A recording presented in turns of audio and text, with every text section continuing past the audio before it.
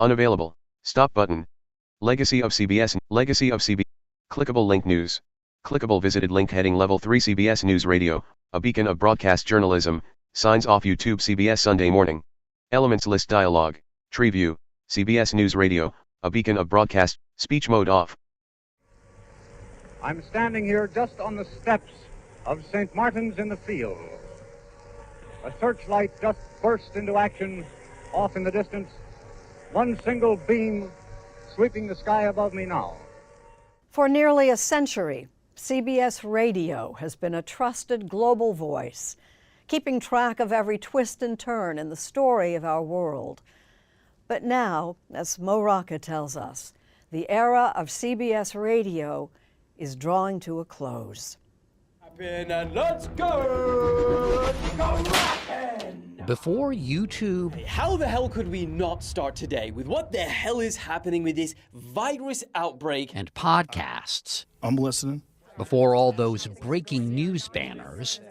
Before even the nightly television newscasts. This is the CBS Evening News with Walter Cronkite.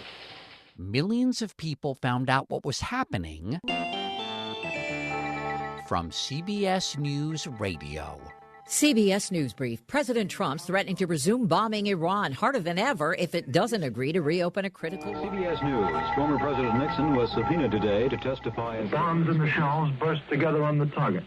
There were sheets of flame... But later this month, after 99 years, CBS Radio is going silent.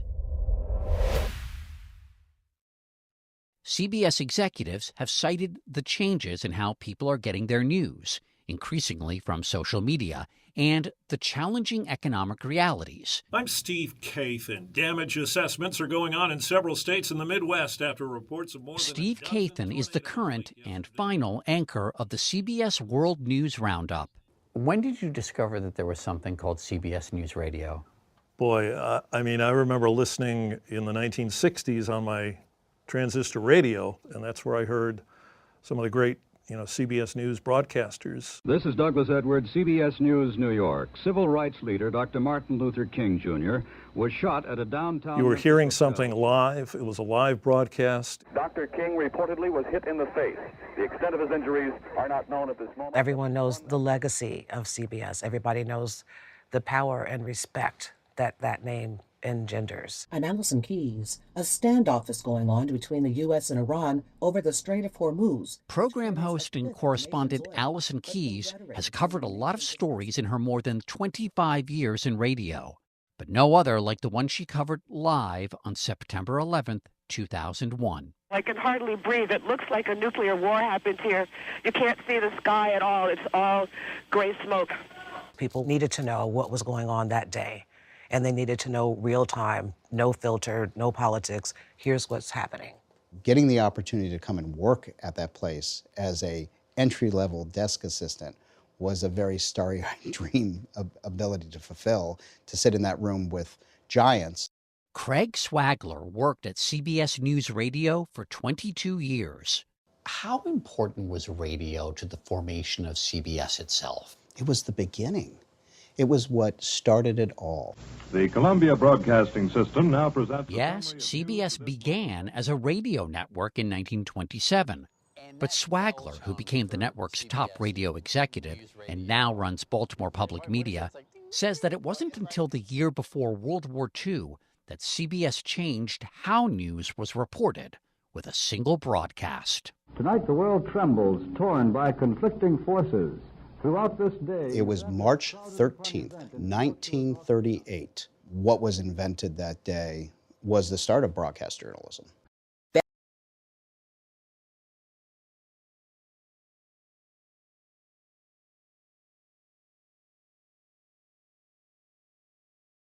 Right at this moment, Austria is no longer a nation, but is now officially a part of the German Empire. Just the day before, Adolf Hitler and his army had marched into Austria, swallowing the country whole in what would be known as the Anschluss, or annexation. The Nazis have taken over the radio, and they are out to control everything.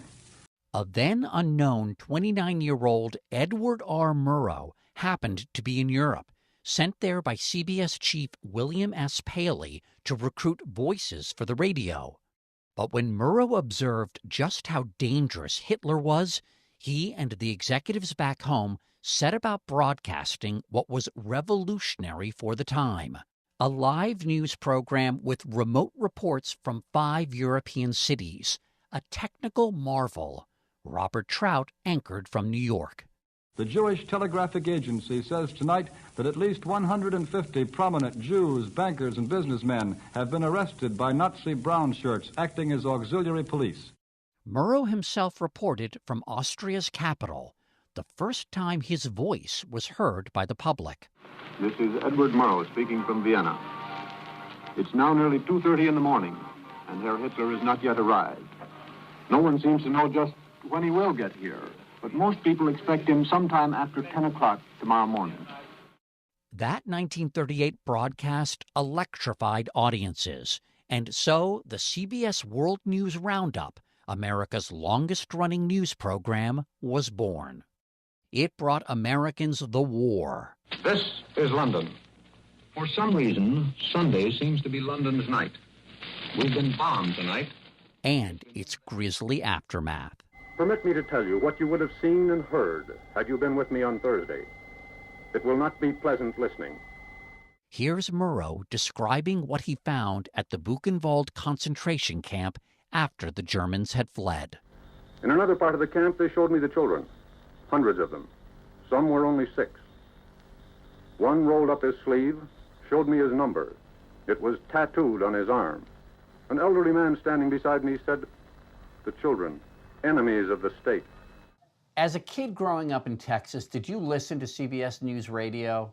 Yes, indeed. My father and mother were very interested in what was happening in Germany. He and my mother viewed radio as a kind of magic carpet. They would take you there. And 10-year-old Dan Rather traveled the world on that magic carpet. I had rheumatic fever as a child, so I was confined to bed. And yes, I was almost, I would say, riveted to the radio because it was my constant companion.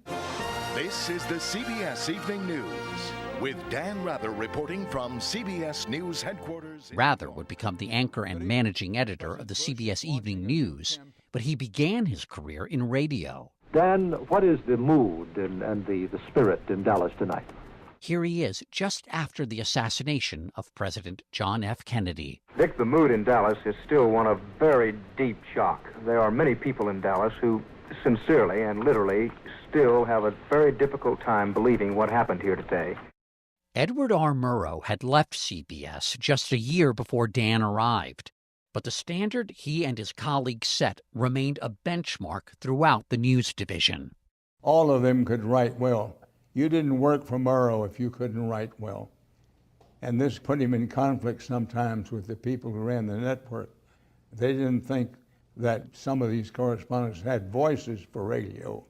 When I would read, say, a Charlie Corral or Collingwood script, I would say to myself, Dan, you've got to make yourself a better writer, and you better do it in a hurry, or you're not going to be around here.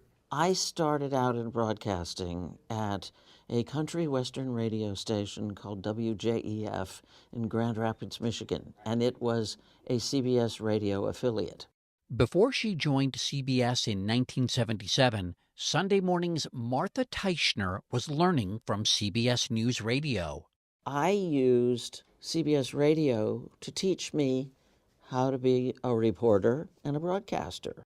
After hours, Martha transcribed what she had heard and then read those scripts over the original recordings. I would read the transcriptions to Eric Sevareid or Walter Cronkite or Douglas Edwards, and that taught me how they wrote, and it taught me how they breathed in a sentence, like karaoke almost. I really was learning from the best. Cuban refugees overcome by joy at reaching the United States. It is a staggering sight, this ragtag flotilla, boat after boat. People crowded. Those voices were your earliest broadcasting mentors? Absolutely. All male. There weren't any women. The Osgood File. Charles Osgood on the CBS Radio Network. And our own Charles Osgood, who died 2 years ago, joined CBS Radio in 1967. On his daily Osgood file, Charlie turned news into poetry. Here he is describing what it meant to be a person of the opposite sex sharing living quarters. There's nothing that I wouldn't do if you would be my Apostle Q. You live with me and I with you, and you will be my Apostle Q. So this is the CBS News Radio newsroom. This was where we were for 40 plus years. Dustin Gervais is a CBS Radio News manager. Staff here in New York once coordinated reporting from around the globe. It's Mexico City, Rio de Janeiro, London, Paris, the whole world in this small space. And that's what we covered. We covered the whole world. You know, these are all awards. And won broadcasting's top honors. This is from 1970. This is an Ohio State Award to CBS News Radio for the incredible year. How should CBS News Radio be remembered? CBS Radio should be remembered for becoming a national institution. And, says Dan Rather, one that did more than deliver the news. It, for many, many years, was a part, and I would argue, not a small part, of what held the country together. Good morning. This is Dallas Townsend. Reed Collins. Bill Lynch. I'm Christopher Glenn. I'm Nick Young. Good night, and good luck.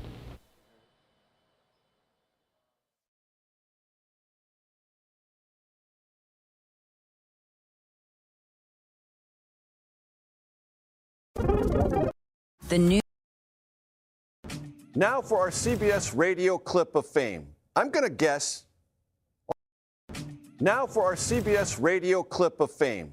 I'm going to guess almost none of you have ever heard of Studio 9. Until I started wading through the archives of CBS News Radio, I hadn't heard of it. To say was the birthplace of CBS News. The studio from which voices that made CBS News on the radio famous came from Studio 9. It was a place that began knitting the world together via reportage over radio waves. Now, Studio 9 was due to close in the summer of 1964. And correspondent Robert Trout, a voice I hope you have become familiar with in these tributes, organized a farewell. And here is how it began. The voices of Studio 9. Edward R. Morrow on a London rooftop during the Blitz. This is London. I'm standing again tonight looking out over London. In the course of the last 15 or 20 minutes, there's been considerable action up here. Charles Collingwood describing the German surrender. General Jodl said in a voice that choked and almost broke, with this signature, the German people and the German armed forces are, for better or worse, delivered into the victor's hands. In this war, which is lasted... H.V. Kaltenborn speculating about a third term for FDR. Good evening, everybody. There has been a contest of wits between the President of the United States and the Washington reporters. They have sought to make him tell what he intends to do about a third term. He has sought... Eric Sevareid recalling the fall of France. The life just simply ran out of the city. It was like a beautiful woman lying in a coma, with her lifeblood just draining out from every vein, every street. I noticed a one-way... Those are the voices of CBS Radio News, Studio 9. Those and others like Elmer Davis, William L. Shirer, John Daly, and Alan Jackson, who through the dark days of Hitler's march through Europe and World War II, through the 50s and now the 60s, brought the living history of the world through Studio 9 and into the living rooms of the nation. Tonight they bid farewell to Studio 9.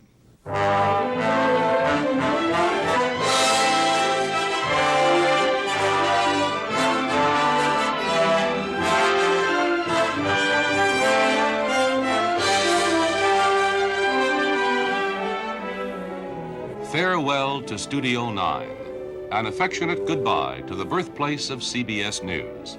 Here is CBS News correspondent Robert Trout. I am speaking to you from Studio 9. As broadcasting facilities go, this one is not remarkable at all. It's just a soundproofed room, 15 by 20, surrounded on two sides by glass-encased control rooms. On the third, it looks out into the clutter of the CBS newsroom. It's not the handsomest radio studio, not the most modern, not lovely at all. But for those who have worked here, it has a charm all its own. We shall miss it. The living history of the world, indeed.